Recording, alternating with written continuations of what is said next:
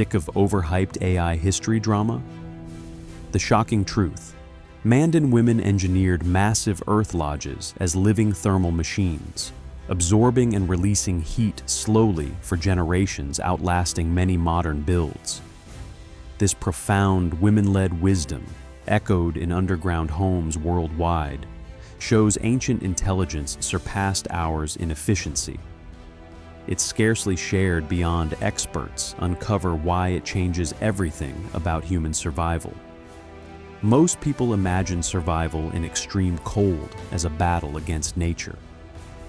That idea is wrong. The people who lived through lethal winters didn't fight the cold. They solved it quietly by turning the ground itself into part of their shelter. Once you understand this design, you realize these homes weren't shelters at all. They were heat storage systems. Before we continue, answer this honestly in the comments. If you had no electricity, would you trust the earth itself to keep your family warm? Yes or no? This video explains how that choice made survival possible for thousands of years.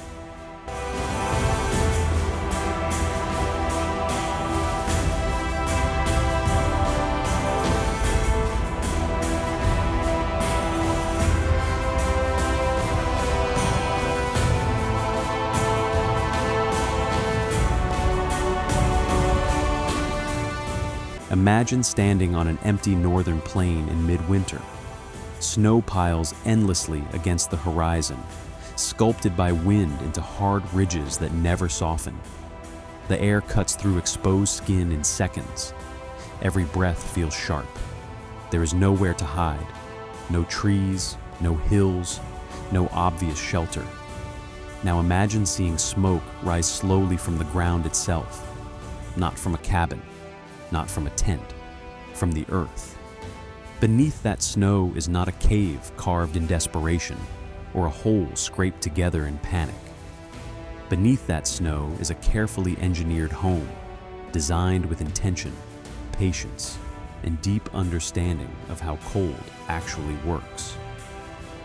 Many Native American cultures arrived at this solution independently. They did not build upward, they went down. The Mandan and Hidatsa people of the northern plains built massive earth lodges.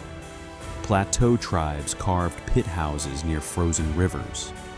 Ancestral Puebloans shaped entire communities into rock and soil, disappearing into cliffs and mesas.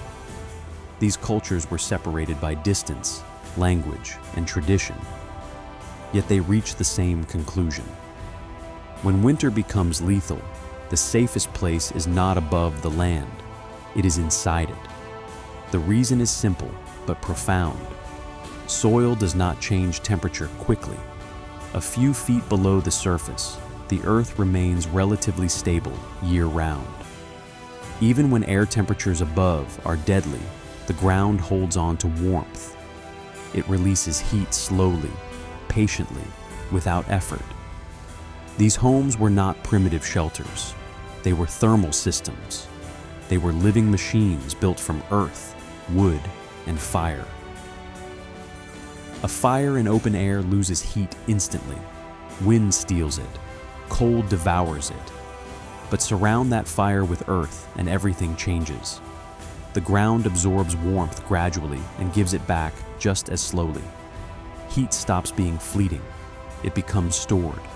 Hour after hour, night after night. Even when the fire burns low, the walls continue to breathe warmth into the space. The lodge becomes a battery, charged by flame and discharged by time. In Mandan earth lodges, women led construction. They selected the site carefully, choosing slightly elevated ground near water, but safe from flooding. A circular foundation was marked into the prairie. Massive wooden posts were set at the center, forming a ring that supported the roof. These posts were not random. They represented strength, stability, and continuity. Around them, branches were woven outward like ribs. Grass, reeds, and thatch were layered carefully. Then came the most important element: earth. Packed soil was added layer by layer, heavy, thick, alive. This was not dirt dumped carelessly. It was shaped, compressed, maintained. Once complete, the lodge merged into the land so completely that grass grew across the roof. Animals grazed above while families slept below. Rain soaked into the roof and strengthened it. Snow added insulation instead of danger. The house was no longer separate from the environment. It had become part of it. Inside, nothing was accidental. The fire sat directly beneath a smoke opening at the top of the dome. Cold air entered through a low tunnel that sloped gently downward. As it crept inward, it was drawn toward the flames. There it warmed instantly, rose naturally, and carried smoke upward and out. No fans, no chimneys, no written calculations, just airflow observed, tested, and perfected over generations. Even seating and sleeping arrangements followed thermal logic. Warm air rose toward the upper sleeping platforms. Cooler air remained lower, where movement and work occurred. People positioned themselves where temperatures matched their needs. Children slept higher. Elders rested closer to warmth. The house itself taught people how to live within it. But these structures were never just engineering. They were meaning. The Earth Lodge was not only shelter, it was a story made solid. Central posts held up the sky. The circular shape mirrored the horizon. The low entrance tunnels symbolized emergence into the world. To sleep inside was to live within creation itself. Architecture, spirituality, and survival were inseparable. This was not domination of winter. It was cooperation. Winter was not defeated. It was acknowledged and respected.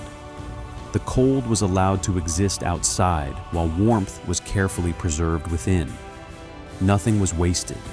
Nothing was forced. And this knowledge was not rare. More than 80 pre-industrial cultures around the world built similar earth-sheltered homes, from Arctic sod houses to Andean hillside dwellings, from underground homes in China to rock-carved villages in Africa. Different climates, different materials, same principle. Earth insulates, fire warms, wind must be deflected, heat must be stored. The most striking part is how durable these ideas were. Many earth lodges lasted decades with routine care. Some foundations remain visible centuries later. Even abandoned, they returned gently to the land instead of becoming scars.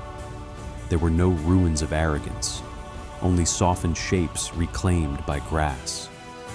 Contrast this with many modern structures: thin walls, large windows, vast open interiors. Enormous energy demands just to maintain livable temperatures. Heat forced through ducts, cold fought with machines. When systems fail, the structure offers nothing in return. Comfort collapses instantly. The ancient builders understood something we often forget. The environment is not an enemy to overpower.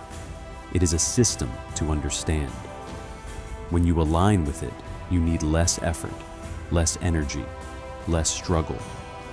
Survival becomes sustainable instead of exhausting. Children grew up inside these homes, absorbing knowledge without textbooks. They learned where to sit, where to sleep, how to feed a fire, how to feel temperature changes through the walls. Intelligence was not abstract. It was embodied. It lived in hands, habits, and memory. Even sound behaved differently underground. Wind howled above, but inside the lodge, the world was quiet. Snowstorms became muffled. The earth absorbed noise as easily as it absorbed heat. Psychological safety mattered as much as physical warmth. Calm allowed people to rest, think, and endure. These homes were not temporary fixes. They were generational solutions. A family might expand a lodge, repair it, pass it on. Knowledge accumulated rather than reset. The land itself became a partner in survival. When Europeans later encountered these structures, many dismissed them as crude or backward. They missed the point entirely. These homes were not built for display. They were built for function under extreme pressure. They solved problems that modern architecture often struggles with even now. The truth is uncomfortable. Many ancient societies understood thermal efficiency better than we do. They had no access to fossil fuels, no ability to waste energy. Every decision carried consequences. That pressure refined intelligence. Cold does not care about ideology. It does not respect wealth, technology, or status. It responds only to physics. The earth, however, remembers warmth. It holds it patiently. It gives it back to those who know how to ask. These underground homes stand as quiet proof that the smartest solutions are often the simplest, and the most advanced technologies are sometimes made of soil, fire, and humility. Most history videos chase noise. Real history was quiet, precise, and unforgiving of mistakes. These homes didn't survive because people were lucky. They survived because they understood heat, earth, and time better than we do today. They didn't overpower nature. They aligned with it. That perspective changes how you see intelligence itself. So, tell me in the comments, what surprised you more, that the earth stored heat, or that so many cultures discovered this independently? Reading those answers always reveals how differently people think about survival. And if you want more stories that strip away modern myths and explain how humans actually survived extreme worlds, subscribe. Not for drama, not for spectacle, but for understanding that still matters. I'll see you in the next one.